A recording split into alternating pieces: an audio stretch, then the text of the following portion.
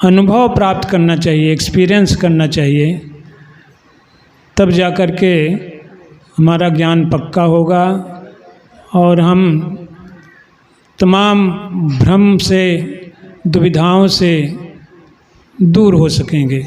हमारी सारे भ्रम दुविधाएं खत्म हो जाएंगी। अभी हम सब पिछले रविवार को कानपुर गए थे। वहाँ पर वहाँ की साध संगत पूरी इकट्ठी होकर के गुरु पूर्णिमा मनाई थी। सद्गुरु भगवान का सम्मान किया, सत्कार किया। तो यहाँ भी संदेशा भेजा गया था, तो हम लोग गए थे। बहुत अच्छा वहाँ के महापुरुषों ने विचार दिया, हम सब सुन कर के आए और बहुत अच्छा लगा वहाँ जा कर के। वहाँ जाने से दास को तो बड़ी खुशी होती है, क्योंकि वहीं हमारा, ये समझ लीजिए कि हेड ऑफिस है हमारा, वहीं पर, वहीं से कल्याण हुआ है। तो हमारे पूजनीय हैं। बाबा जी ने वहाँ बताया कि भगवान को कैसे समझाते हैं। उन्होंने एक उदाहरण देकर कहा कि राम और लक्ष्मण जी और सीता जी जा रहे थे जंगल में, तो रास्ते में वहाँ गांव वासियों उनसे परिचय पूछते थे। तो वहाँ की जो गांव की महिलाएं थी, सीता जी से पूछते थे कौन है, ये कौन है। तो सीता जी किस तरह बताते हैं, लक्ष्मण जी का तो विधिवत बता देते हैं कि ये गोरे बदन हैं और बड़े स्वभाव के, बड़े अच्छे हैं, हमारे प्रिय हैं, ये हमारे देवर हैं।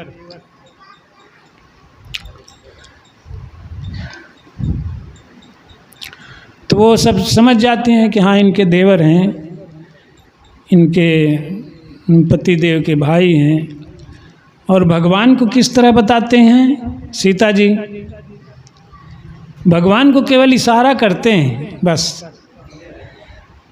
इसी तरह वो कहते हैं, बाबा जी का आशय ये था कि सद्गुरु जब दिखाने लगते हैं भगवान को तो इशारा ही करते हैं। तो इशारे से दिखाते हैं कि देखो भाई ये निराकार परब्रह्म यही है। अब यही सारे जहान में व्याप्त है, हर जगह व्याप्त है। जैसे चंद्रमा को दिखाना हो, कोई चंद्रमा को न पहचानता हो कि कौन चंद्रमा कौन है, तो रात में उगता है चंद्रमा, तो उसको दिखाते हैं देखो वो चंद्रमा है जो नीम के पेड़ के ऊपर है। लेकिन चंद्रमा तो पेड़ पे रहता नहीं है, तो बहुत दूर है, लाखों किलोमीटर दूर है। लेकिन ये कहा जाता है कि वो देखो जो नीम के पेड़ के ऊपर गोला सा दिखाई पड़ रहा है, चमक रहा है, वही चंद्रमा है। तो ये एक इशारा हुआ कि वही है। तो इसी तरह भगवान को भी सद्गुरु इशारे से बताते हैं देखो ये है। तो इस तरह से सीता जी ने भी बताया, उनका आशय बाबा जी का कहने का यही था।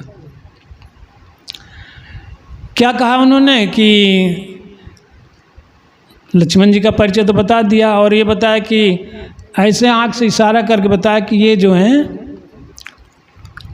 हमारे मालिक हैं, बस इतने कहा, इशारा कर दिया बस। इतने में वहाँ की महिलाएं सब समझ जाती हैं। तो इसी तरह जो बाबा जी के ने जो इशारा कर दिया, अगर हमारे अंदर श्रद्धा है, भक्ति है, हमने सत्संग किया है, भगवान को हम जानना चाहते हैं, तुरंत पकड़ लेते हैं कि हाँ बाबा जी ने क्या दिखाया, क्या कहा। तो साध संगत जी, ये जो निराकार भगवान को हमारे बाबा जी दिखाते हैं, यही सबका मूल है और सारी सृष्टि का रचयिता है और पालनहार है और सबको अपने में लय करने वाला है। कहते हैं ना, शिव बिरंच विष्णु भगवाना, उपजहि जास अंश से नाना। ये रामायण कह रही है यानी इस निराकार परब्रह्म से ही अनेक ब्रह्मा, अनेक विष्णु, अनेक शंकर उत्पन्न होते हैं।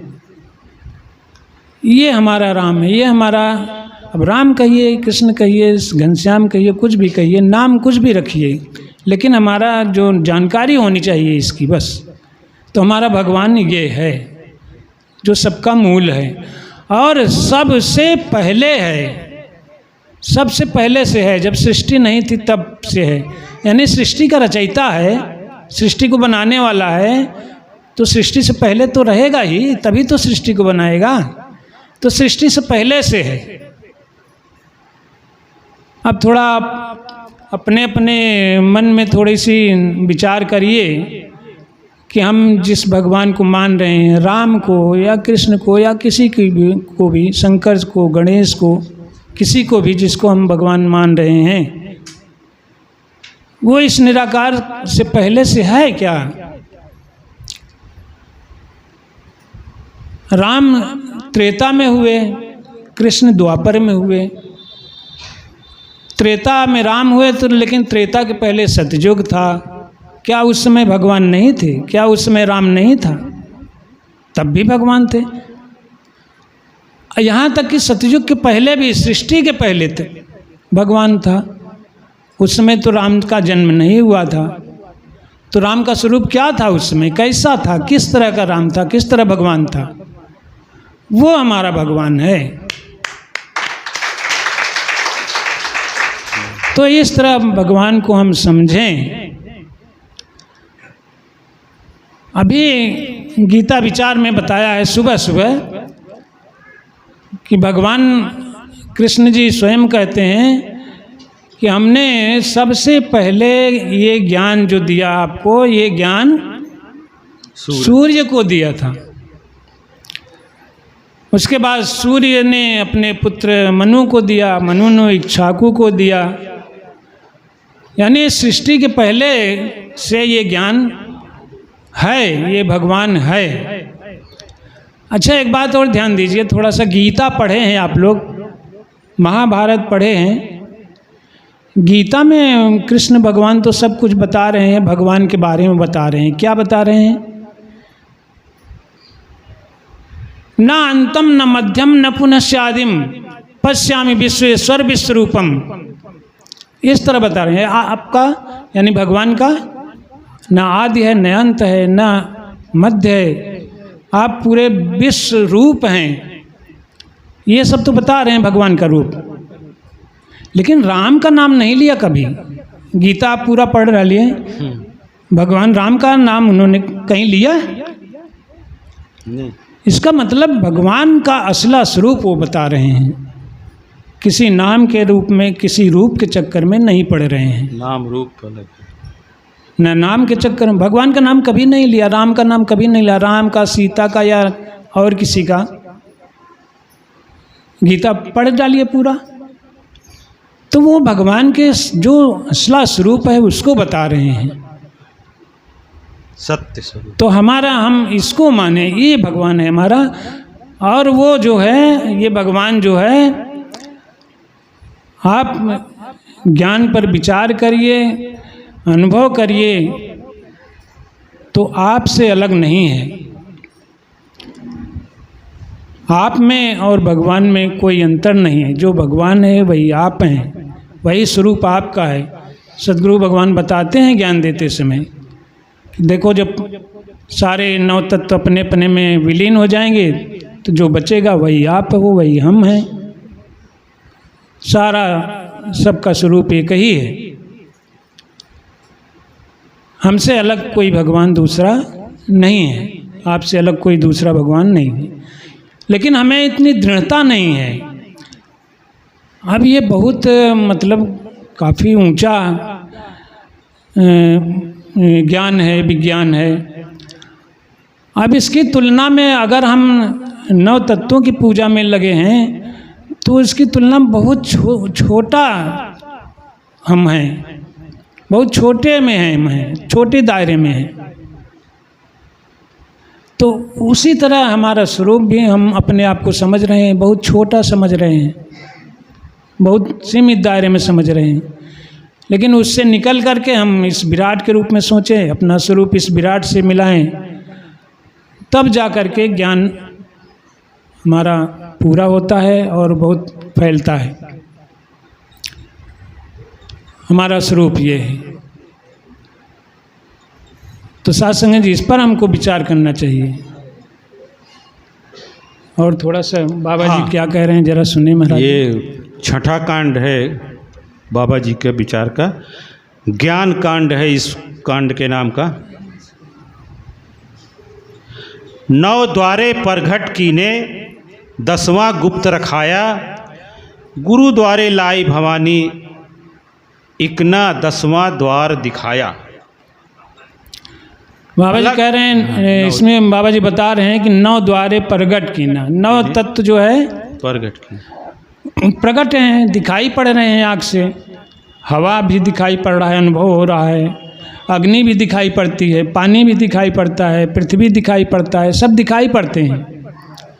लेकिन 10वां जो हमारा स्वरूप है वो ऐसे नहीं दिखाई पड़ता, इन आँखों से नहीं दिख रहा है। वही चीज़ गीता में कृष्ण ने भी कहा कि अपना स्वरूप देखने के लिए ये नेत्र काफ़ी नहीं है, चर्म चक्षुओं से नहीं देख सकते, उसके लिए ज्ञान चाहिए।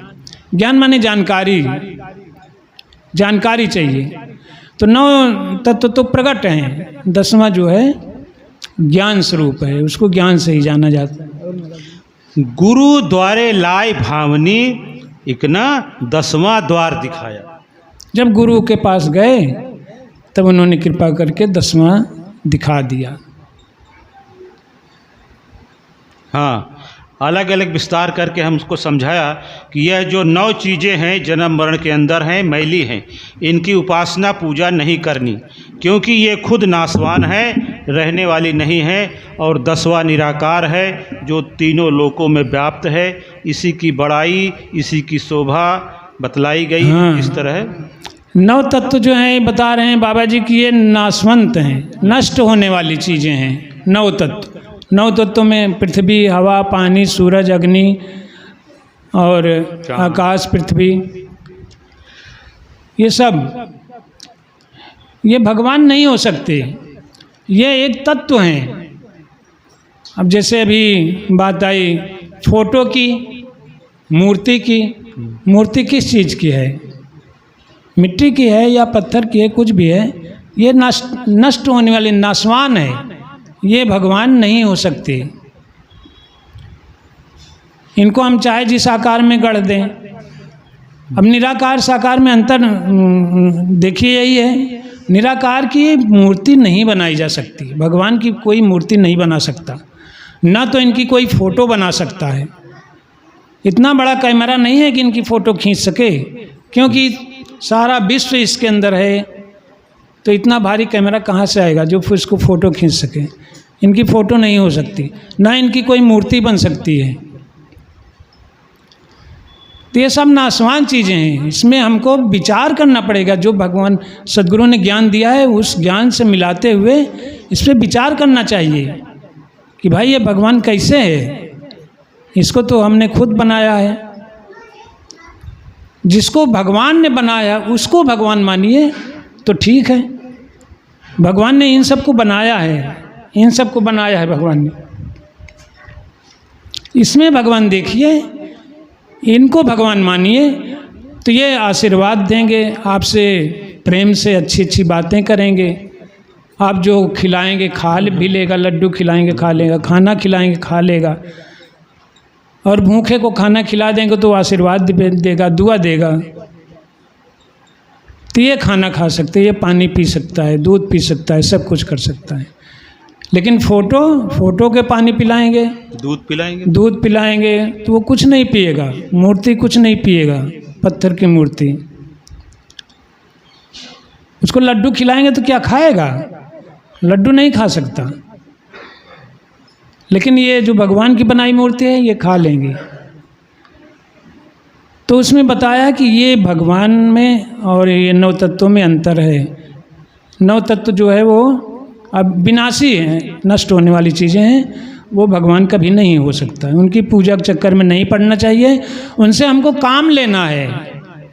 वो हमारे उपयोग की चीज़ें बनी हैं, उपयोग करने के लिए। हवा जो है, हवा हमारे काम के लिए बनी है। हवा से हम सांस लेते हैं, नहीं तो जी नहीं सकते।